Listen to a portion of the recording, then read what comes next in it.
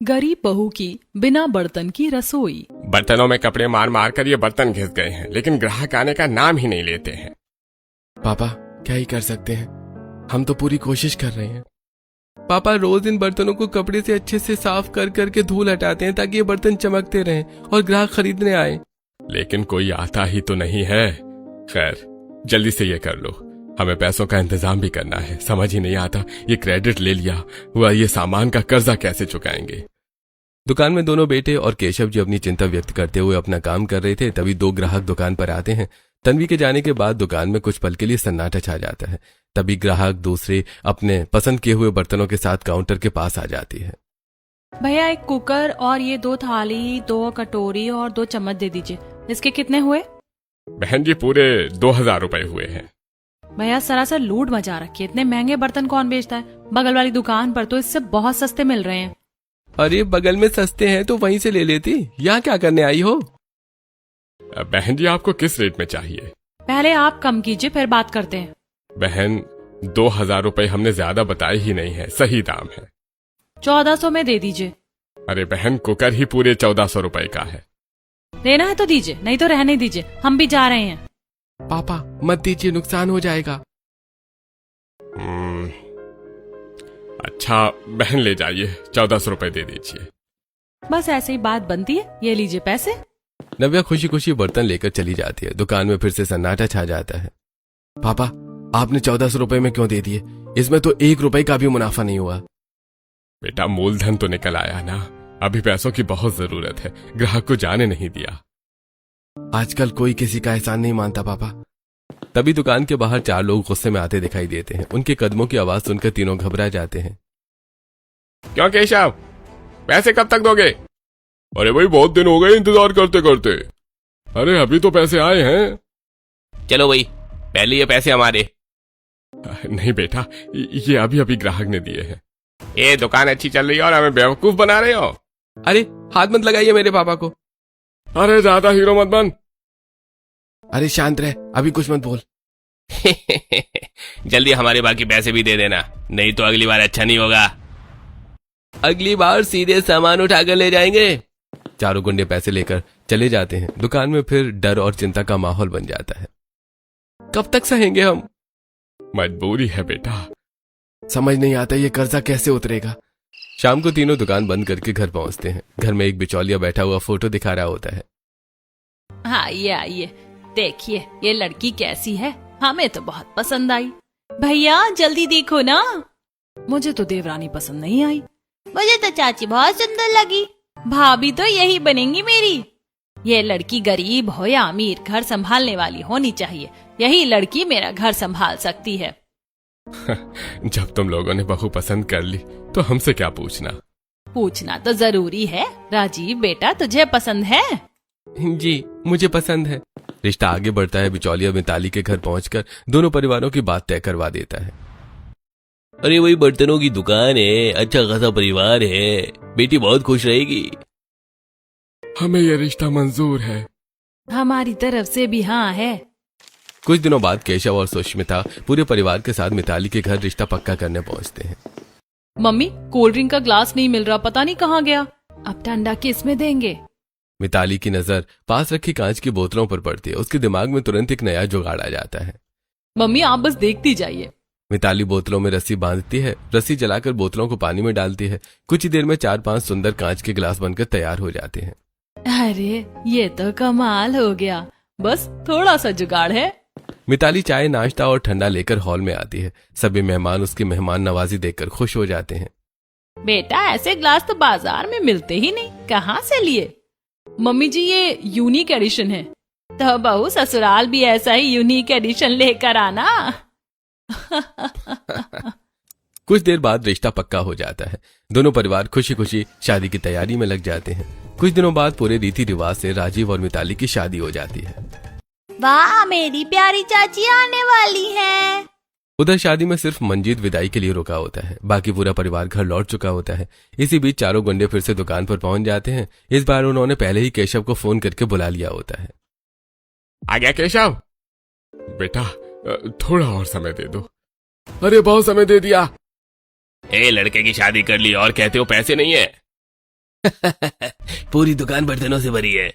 अरे भाई एक भी बर्तन मत छोड़ना। चारों गुंडे दुकान के सारे बर्तन उठाना शुरू कर देते हैं।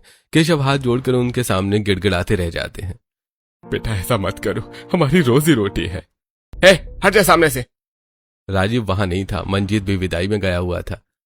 केशव अकेले बेबस खड़े रह जाते हैं। दुकान खाली करने के बाद गुंडे सीधे केशव के घर पहुंच जाते हैं। अरे कौन हो तुम लोग? खरीदार के घर आए हैं। हमारे बर्तन मत ले जाइए भाई साहब, छोड़ दीजिए। बेटा घर के बर्तन तो रहने दो। अरे जो पैसे नहीं थे तो शादी क्यों की? एक भी बर्तन मत छोड़ना। गुंडे रसोई, स्टोर और घर के हर कोने से सारे बर्तन उठा लेते हैं। पूरे घर में एक भी बर्तन नहीं बचता। अब बिना बर्तनों के रहना। पैसे लेकर आना तब सामान मिलेगा। गुंडे सारे बर्तन लेकर चले जाते हैं। घर में सन्नाटा छा जाता है। हाय राम, आज ही तो बहू आने वाली है। भाभी रसोई में क्या करेंगी? एक भी बर्तन नहीं बचा। मेरी वजह से सब बर्बाद हो गया। उधर मंजीत विदाई कराकर राजीव और मिताली को लेकर ससुराल की ओर निकल पड़ता है। कुछ देर बाद गाड़ी घर के सामने आकर रुकती है। दहलीज पर मिताली गृह प्रवेश के लिए खड़ी होती है। मोहल्ले की औरतें दरवाजे के बाहर खड़ी होकर तमाशा देखने लगती हैं। किसी को घर की तकलीफ से ज्यादा ताने मारने में मजा आ रहा था। अरे देखो, अभी तो बहू आई भी नहीं और उसके आने से पहले ही घर में इतना बड़ा कांड हो गया। सही कह रही हो, बहू के आने से पहले ही रसोई के सारे बर्तन गायब हो गए। मुझे तो लगता है इस लड़की के पैर अच्छे नहीं है, आते ही अशुभ हो गया। पता नहीं आगे इस घर का क्या होगा। पहली बार देखा है कि नई बहू आए और रसोई खाली मिले। मिताली सब सुन रही थी, लेकिन उसने एक शब्द भी नहीं कहा। उसके चेहरे पर हल्की मुस्कान थी। बेटा मिताली, किसी की बातों पर ध्यान मत देना। आओ गृह प्रवेश करो। सुष्मिता आरती उतारती है। मिताली चावल का कलश गिराकर दहलीज पार करती है और घर के अंदर प्रवेश करती है। चाची जल्दी अंदर आओ। आ गई मेरे राजा। शादी की भागदौड़ से मिताली को बहुत तेज प्यास लगी होती है। दीदी, अगर एक गिलास पानी मिल जाए तो बहुत अच्छा लगेगा। नीता चुप खड़ी रहती है। नंदिनी की आंखों में आंसू आ जाते हैं। क्या हुआ, आप लोग ऐसे क्यों देख रहे हैं? भाभी बेटा हमें माफ कर देना, हमारी रसोई में एक भी बर्तन नहीं बचा जिसमें तुझे पानी दे सके। मिताली कुछ पल चुप रहती है, फिर बिना कुछ बोले रसोई में जाती है। कोई बात नहीं माँ जी। रसोई में रखी पानी की टंकी का नल खोलकर वो दोनों हथेलियां जोड़ती है और उसी से पानी पी लेती है। बेटा प्यास तो बुझ गई माँ जी, चिंता मत कीजिए। घर वाले और भी भावुक हो जाते हैं। थोड़ी देर बाद मिताली को उसके कमरे में आराम करने भेज दिया जाता है। अगली सुबह मिताली सबसे पहले रसोई में जाती है, जहां पूरी रसोई खाली देखकर वो ठिठक जाती है। माँ जी, सच में यहाँ एक भी बर्तन नहीं है? हाँ बेटा, कल पड़ोस वाली औरतें भी इसी बात पर ताने दे रही थी ना? हाँ बेटा, लेकिन तू उनकी बातों पर ध्यान मत देना। आखिर हुआ क्या था माँ जी? सुष्मिता पूरी घटना मिताली को विस्तार से बताती है।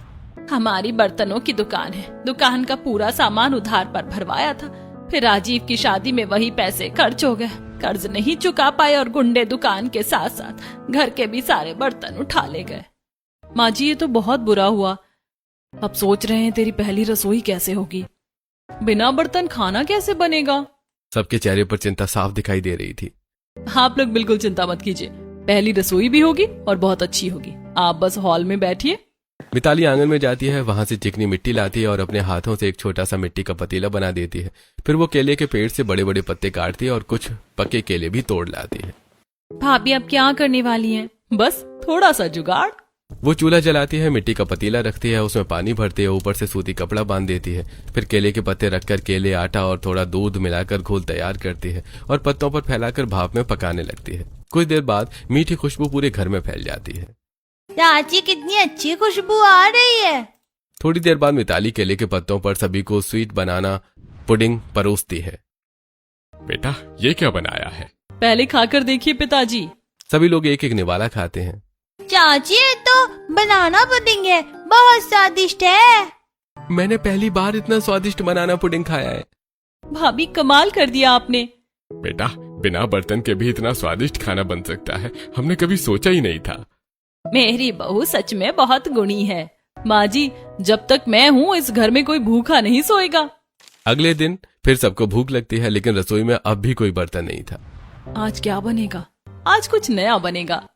मिताली फिर उसी मिट्टी के पतीले में पानी भरती है, ऊपर सूती कपड़ा बांधती है और केले के पत्ते रख देती है। वो चावल पकाती है, फिर चावल के आटे का पतला घोल बनाकर कपड़े पर फैलाती है और भाप में पकाती है।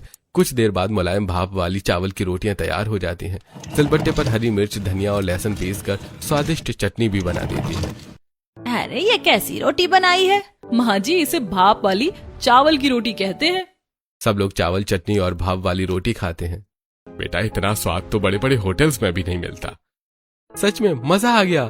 चाची रोज यही बनाना। भाभी, आप तो जादूगर हो। बिना बर्तन की रसोई को भी तूने कितने अच्छे से संभाल लिया। ऐसे कई दिन बीत जाते हैं। कभी मिताली मिट्टी के पतीले में सब्जियां उबालती, कभी भाप में चावल की रोटी, कभी आटे का चीला बनाती। पूरा परिवार हर दिन नए स्वाद का आनंद लेता और मिताली की तारीफ करते नहीं थकता। बेटा, तेरे आने से घर में फिर से उम्मीद लौट आई है। मुझे अपनी पत्नी पर बहुत गर्व है। मेरी भाभी सबसे अलग है। लेकिन जितनी ज्यादा तारीफ मिताली की होती, उतनी ही ज्यादा नीता के मन में जलन बढ़ने लगती। सब इसकी इतनी तारीफ क्यों करते हैं? आखिर कौन सा तीर मार लिया है इसने?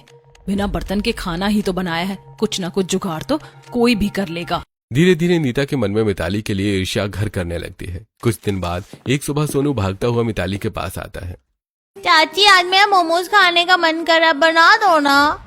लेकिन मोमोज कैसे बनेंगे? हमारे पास तो बर्तन ही नहीं है। सब बन जाएगा, बस सब्जियां ला दीजिए। राजीव बाजार से ताजी सब्जियां लेकर आता है। नीता भी सब्जियां काटने में मदद करती है, लेकिन उसके मन में एक ही सवाल चल रहा था। अब देखती हूँ बिना बर्तन के मोमोज कैसे बनाती है। मिताली आटा गूंथती है, मोमोज तैयार करती है, फिर मिट्टी के पतीले पर सूती कपड़ा बांधकर भाप में मोमोज पकने के लिए रख देती है। नीचे पतीले में टमाटर, प्याज और मिर्च भी उबलने रख देती है। बाद में सिलबट्टे पर उन्हें पीसकर स्वादिष्ट मोमोज की चटनी बना देती है। कुछ देर बाद गर्मा गर्म मोमोज तैयार हो जाते हैं। वाह चाची, मेरे मोमोज। कमाल, इतने स्वादिष्ट मोमोज तो मैंने कभी नहीं खाए। बेटा, बिना बर्तन के भी तूने मोमोज बना दिए। भाभी, आप तो सच में कमाल हो। मेरी छोटी बहू बहुत ही गुणी है। इसे हर चीज का ढंग आता है। इसे बिना बर्तन की रसोई भी कितने सलीके से संभाल रखी है और केले के पत्तों पर खाना परोसती है। इससे हमारा स्वास्थ्य भी अच्छा रहता है। सास की बातें सुनकर सब मुस्कुरा रहे थे, लेकिन नीता के चेहरे पर मुस्कान की जगह जलन साफ दिखाई दे रही थी। सासू माँ हमेशा इसकी ही तारीफ करती रहती हैं। क्या मैंने इस घर के लिए कभी कुछ नहीं किया?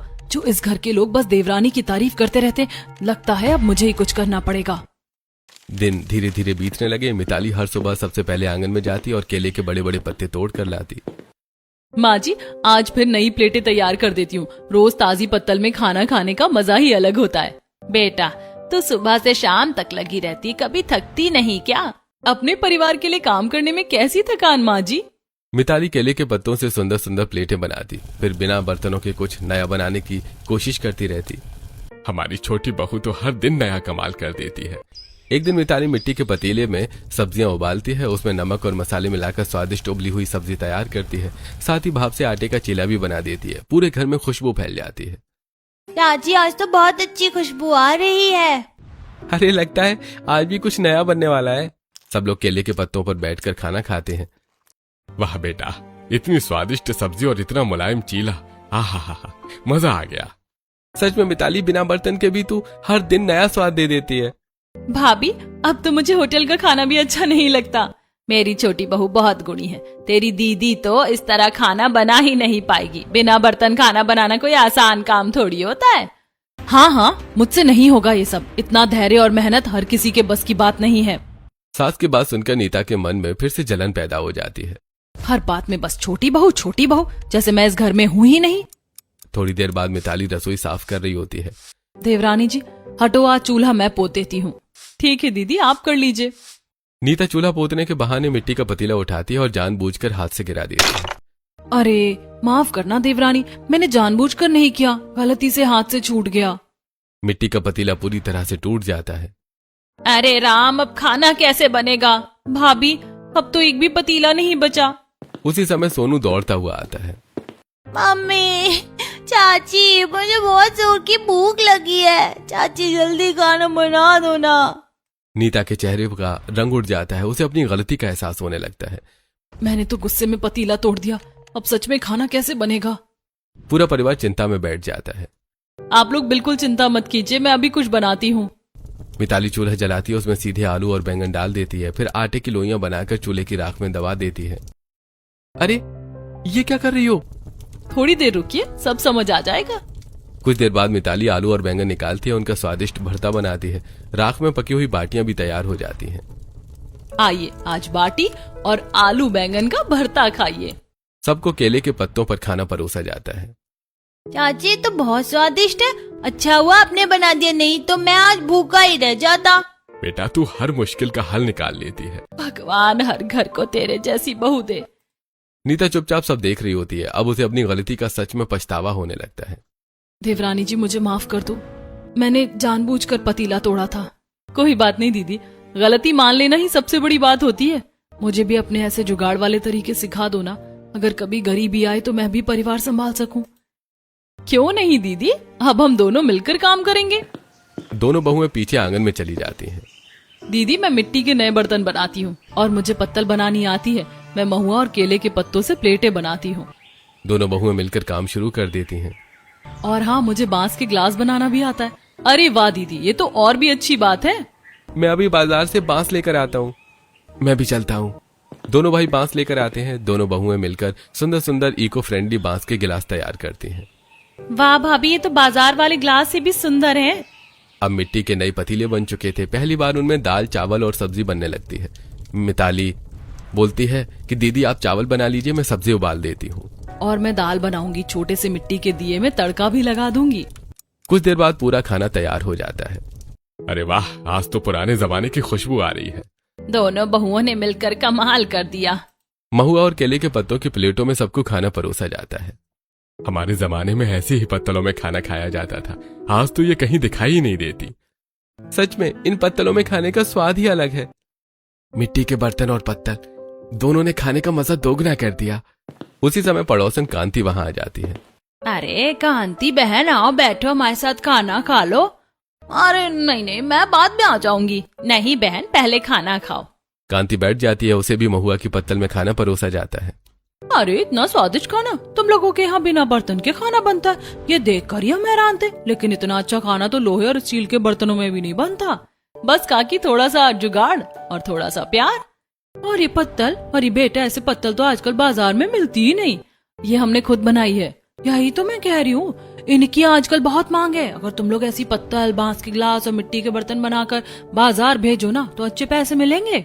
बात तो सही कह रही हो बहन। घर बैठे दुखी रहने से अच्छा है कुछ नया शुरू करो। धीरे धीरे घर की तंगी भी दूर होगी। कांति की बात सुनकर पूरा परिवार एक दूसरे की तरफ देखने लगता है। सभी के मन में उम्मीद की एक नई किरण जाग उठती है। लगता है हमें अब कुछ नया करना चाहिए। हाँ, मेहनत करेंगे तो जरूर सफल होंगे। अगर हम सब साथ रहें तो कोई भी मुश्किल बड़ी नहीं होती। अब मैं भी तुम्हारे साथ हूँ देवरानी। पूरे परिवार के मन में अब नई उम्मीद जाग चुकी थी। लेकिन क्या ये नया काम सच में उनके घर की किस्मत बदल पाएगा? कांति काकी की बात पूरे परिवार के मन में बैठ जाती है। रात को खाना खाने के बाद सभी लोग आंगन में बैठकर उसी बारे में चर्चा करने लगते हैं। माँ जी, मुझे लगता है कि कांति काकी की बात में दम है। क्यों ना पहले बाजार जाकर पता करें कि वहाँ किस चीज की सबसे ज्यादा मांग है। हाँ देवरानी, बिना जाने काम शुरू करना ठीक नहीं होगा। पहले बाजार घूम कर देखते हैं। बेटा अगर सच में काम चल निकला तो हमारा डूबता हुआ घर फिर से संभल जाएगा। हम सब साथ में हैं पिताजी, इस बार मेहनत जरूर रंग लाएगी। अगले दिन मिताली और नीता बाजार की अलग अलग दुकानों पर जाकर जानकारी लेने लगती हैं। भैया आजकल सबसे ज्यादा कौन सी प्लेट बिकती है? अरे भाई, अभी तो फाइबर की प्लेटें ही ज्यादा बिकती हैं, लोग वही खरीदते हैं। क्या पत्तों वाली प्लेटें नहीं मिलती? नहीं बहन, यहाँ तो मुश्किल से ही मिलती है। दोनों बहुएं पूरा बाजार घूमती हैं। कई दुकानों पर पूछताछ करने के बाद उन्हें एक बात समझ आती है।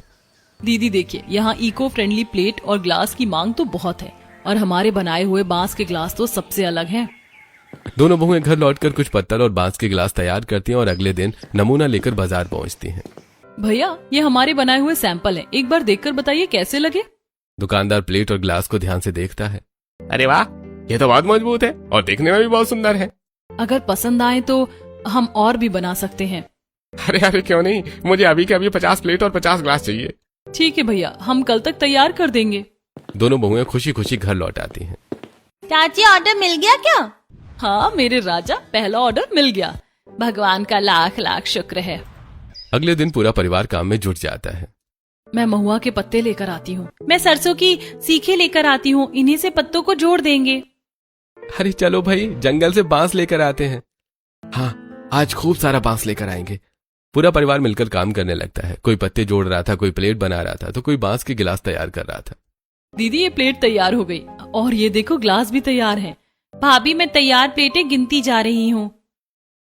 शाम तक 50 प्लेट और 50 गिलास तैयार हो जाते हैं। अरे वाह, पहला ऑर्डर पूरा हो गया। बेटा इतने दिनों के बाद फिर से लग रहा है कि हमारा बर्तन का काम शुरू हो गया। अगले दिन राजीव और मंजीत ऑर्डर लेकर बाजार पहुंचते हैं। अरे भाई बहुत बढ़िया, बिल्कुल वैसा ही बनाया है जैसा कहा था। धन्यवाद भैया। ये लो पूरे 500 रुपए। दोनों भाई खुशी खुशी पैसे लेकर घर लौट आते हैं। माँ, पहला ऑर्डर पूरा हुआ, ये रहे 500 रुपए। बेटा इतने दिनों बाद घर में मेहनत की कमाई आई है। मतलब एक प्लेट और एक ग्लास के हमें 5 रुपए मिल रहे हैं और बाजार में फाइबर की प्लेट 12 रुपए की बिकती है। अगर हम सिर्फ 5 रुपए में भी बेचें तब भी लोगों को सस्ती मिलेगी और हमें अच्छा मुनाफा होगा। बिल्कुल सही सोच रही हो बेटा। इसके बाद पूरा परिवार और दुकानों पर जाकर अपने सामान के बारे में बताने लगता है। अरे भाई हमें भी ऐसे ही 100 प्लेट चाहिए। और मुझे 50 गिलास भेज देना। धीरे धीरे काम बढ़ रहा है। अब पूरा परिवार अपना अपना काम बांट लेता है। मैं रोज सरसों की सीखे लाऊंगी और पत्तों को जोड़ने का काम करूंगी। मैं महुआ के पत्ते तोड़कर प्लेटें बनाऊंगी। मैं बांस के गिलास और मिट्टी के बर्तन तैयार करूंगी। मैं और भैया जंगल से बांस लाएंगे और तैयार सामान दुकानों तक पहुंचाएंगे। धीरे धीरे उनके पास लगातार ऑर्डर आने लगते हैं। घर की आर्थिक स्थिति भी पहले से बेहतर होने लगती है। सच कहूं मुझे लगा था सब खत्म हो गया, लेकिन तुम लोगों ने फिर से उम्मीद जगा दी। उधर मिताली बिना बर्तनों की रसोई भी उसी तरह संभाल रही थी। चाची आज क्या बना रही हो? आज भाप में दाल के फरे बनेंगे। कभी वो दाल के फरे बनाती, कभी स्टीम डम्पलिंग्स, कभी उबली हुई सब्जियां और कभी भाप वाला स्वादिष्ट नाश्ता। हमारी बहू ने बिना बर्तनों की रसोई को भी त्योहार बना दिया। अब आसपास के लोग भी मिताली की तारीफ करने लगे थे। याद है पहले हम इसे ताने दिया करते थे। हाँ, लेकिन ये तो सच में इस घर की लक्ष्मी निकली। बिना बर्तनों के इतना स्वादिष्ट खाना मैंने पहली बार देखा है और हर दिन कुछ नया बना देती है। कुछ दिनों बाद सोनू का जन्मदिन आता है। पूरे मोहल्ले को निमंत्रण दिया जाता है। चाची मेरे बर्थडे पर सबको अच्छा अच्छा खाना खिलाना। बिल्कुल मेरे राजा, आज सब उंगलियां चाटते रह जाएंगे। मिताली सुबह से तैयारी में लग जाती है। मिट्टी के जुगाड़ और भाप की मदद से वो एक एक व्यंजन बनाने लगती है। देवरानी आज क्या क्या बना रही हो? इडली, डोसा और उबले हुए मंचूरियन बॉल्स। बिना बर्तन के इतना सब? हाँ दीदी, सब बन जाएगा। कुछ देर के बाद पूरे घर में स्वादिष्ट खाने की खुशबू फैल जाती है। सोनू का जन्मदिन शुरू होता है। मेहमान एक एक करके आने लगते हैं। अरे ये इडली तो बिल्कुल होटल जैसी है। इतना करारा डोसा और वो भी बिना बर्तन के। ये उबले हुए मंचूरियन बॉल्स तो कमाल के हैं। सच में इतना स्वादिष्ट खाना मैंने कभी नहीं खाया। ये सब हमारी छोटी बहू की मेहनत का कमाल है। भगवान ने हमें बहुत गुणी बहू दी है। मेरी चाची सबसे बेस्ट है। पूरा मोहल्ला मिताली की तारीफ कर रहा था। कभी जिस बहू को लोग ताने देते थे, आज उसी की मेहनत और हुनर की मिसाल दी जा रही थी। सोनू का जन्मदिन भी हंसी खुशी और स्वादिष्ट भोजन के साथ यादगार बन जाता है। ऐसे कुछ दिन बीत जाते हैं। घर में अब पहले जैसी मायूसी नहीं थी, लेकिन सब जानते थे कि केवल छोटी छोटी कमाई से उनका पूरा कर्ज नहीं उतरने वाला। बेटा घर में पैसे तो आने लगे हैं, लेकिन अभी बहुत लंबा रास्ता तय करना बाकी है। पिताजी, इन चंद पैसों से हमारा कुछ नहीं होने वाला। घर के खर्चे भी हैं और कर्ज भी चुकाना है। हमें कुछ बड़ा करना पड़ेगा, तभी हमारी जिंदगी फिर से पटरी पर आएगी। भगवान कोई रास्ता जरूर दिखाएंगे। उसी समय नंदिनी अपने मोबाइल पर सोशल मीडिया और ऑनलाइन शॉपिंग एप्स देख रही होती है। अरे ये क्या हुआ नंदिनी? भाभी देखिए, जो पत्तल हम 5 रुपए में बेच रहे हैं वैसी ही प्लेट यहाँ 100 रुपए की बिक रही है। क्या? एक प्लेट 100 रुपए की? अरे सच में 5 प्लेटों को 500 रुपए लिखा हुआ है। अरे हमें तो इसकी कीमत का अंदाजा ही नहीं था। पूरा परिवार मोबाइल के चारों तरफ बैठ जाता है और अलग अलग वेबसाइट देखने लगता है। अगर लोग ऑनलाइन इतनी कीमत देकर खरीद रहे हैं तो हमें भी अपना सामान ऑनलाइन बेचना चाहिए। बिल्कुल देवरानी, हमारे सामान की क्वालिटी भी बहुत अच्छी है। हम अभी से तैयारी शुरू करते हैं। पूरा परिवार मिलकर अपने सामान की तस्वीरें खींचता है। भाभी ये वाली फोटो बहुत अच्छी आई है। इसमें महुआ की पत्तल भी साफ दिख रही है। मैं ऑनलाइन सारी चीजें लिस्ट कर देता हूँ। एक एक करके महुआ की पत्तल, पत्तों की कटोरी, चम्मच, बांस के गिलास और मिट्टी के बर्तन ऑनलाइन लिस्ट कर दिए जाते हैं। बाकी लोगों से हमारा दाम थोड़ा कम रखेंगे ताकि ग्राहक जल्दी जुटे। सही कहा बेटा, पहले जैसा भरोसा जीतना जरूरी है। 2 दिन बाद अचानक मोबाइल पर पहला ऑनलाइन ऑर्डर आता है। भाभी ऑर्डर आ गया, पहला ऑनलाइन ऑर्डर। चाची अब तो बहुत सारे ग्लास बनाएंगे। भगवान तेरी लाख लाख कृपा। धीरे धीरे एक ऑर्डर 2 में बदल जाता है, 2 10 में, और फिर हर दिन नए ऑर्डर आने लगते हैं।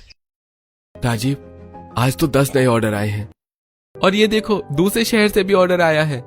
देवरानी, अब हमें और तेजी से काम करना पड़ेगा।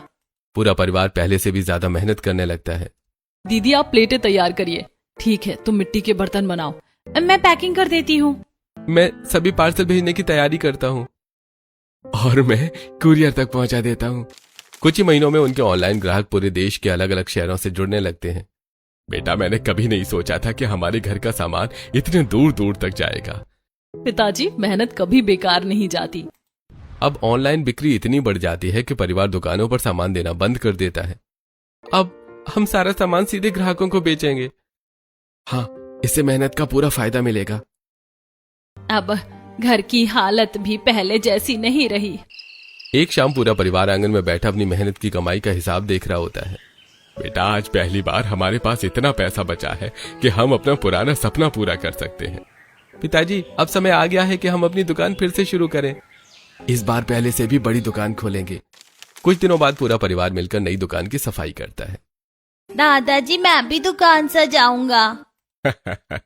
जरूर मेरे शेर। नई दुकान में इस बार सिर्फ स्टील और पीतल ही नहीं, बल्कि तांबे के बर्तन, मिट्टी के बर्तन, महुआ की पत्तल, पत्तों की कटोरी, बांस के गिलास और कई तरह के इको फ्रेंडली सामान भी सजाए जाते हैं। देवरानी देखो, हमारी बनाई हुई प्लेटें कितनी सुंदर लग रही हैं, और मिट्टी के बर्तन भी पूरे तैयार हैं। अब हमारी दुकान सबसे अलग दिख रही है। दुकान खुलते ही लोग अलग अलग तरह के बर्तन देखकर रुकने लगते हैं। अरे भाई, यहाँ तो एक ही जगह पर हर तरह के बर्तन मिल रहे हैं। अरे भाई, ये इको फ्रेंडली प्लेटें भी हैं और मिट्टी के बर्तन भी। अरे भाई, ऐसी दुकान तो पूरे शहर में नहीं है। धीरे धीरे दुकान पर ग्राहकों की भीड़ लगने लगती है। बेटा, इतने ग्राहक तो हमारी दुकान पर पहले भी नहीं आते थे। पिताजी, ये सब हमारी छोटी सी शुरुआत का परिणाम है। अब हमारा पुराना कारोबार भी वापस आ गया। शाम को दुकान बंद होने के बाद पूरा परिवार घर में बैठा होता है। मिताली बेटा, आज अगर तू इस घर में नहीं आती तो शायद हम कभी संभल नहीं पाते। तूने बिना बर्तनों की रसोई में हमें कभी भूखा नहीं सोने दिया। तुमने मजबूरी को अपनी ताकत बना दिया। छोटी भाभी, तुमने सिर्फ घर नहीं संभाला, हमारा पूरा कारोबार फिर से खड़ा कर दिया। देवरानी, पहले मैं तुझसे जलती थी, लेकिन आज दिल से मानती हूँ कि तू इस घर की सबसे बड़ी ताकत है। मुझे माफ कर देना। दीदी, परिवार में माफी नहीं होती, सिर्फ अपनापन होता है। हमने जो किया मिलकर किया। मेरी दोनों भाभियां दुनिया की सबसे अच्छी भाभियां हैं। मेरी चाची सबसे बेस्ट है। सच कहा जाता है, घर में गुणी बहू आ जाए तो वो सिर्फ रसोई नहीं संभालती, पूरे परिवार की किस्मत बदल देती है। आज हमारी दुकान फिर से चल रही है, घर में खुशियां लौट आई हैं, और ये सब हमारी बहू की मेहनत, हिम्मत और समझदारी की वजह से हुआ है। भगवान हर घर को ऐसी बहू दे। जिस बहू का स्वागत बिना बर्तनों वाली रसोई से हुआ था, उसी बहू ने अपने हुनर, मेहनत और जुगाड़ से न केवल पूरे परिवार को भूखा नहीं सोने दिया, बल्कि एक डूबते हुए कारोबार को फिर से खड़ा कर दिया। अब उस परिवार की पहचान सिर्फ बर्तनों की दुकान नहीं, बल्कि इको फ्रेंडली और अनोखे बर्तनों के सफल व्यापार के रूप में पूरे इलाके में होने लगी। यहीं से उनकी नई और खुशहाल जिंदगी की शुरुआत हुई। क्या आप मानते हैं कि मेहनत और जुगाड़ मिल जाए तो इंसान सबसे मुश्किल हालात को भी अपनी सबसे बड़ी ताकत बना सकता है? अगर हाँ, तो अपनी राय कमेंट में जरूर बताइए।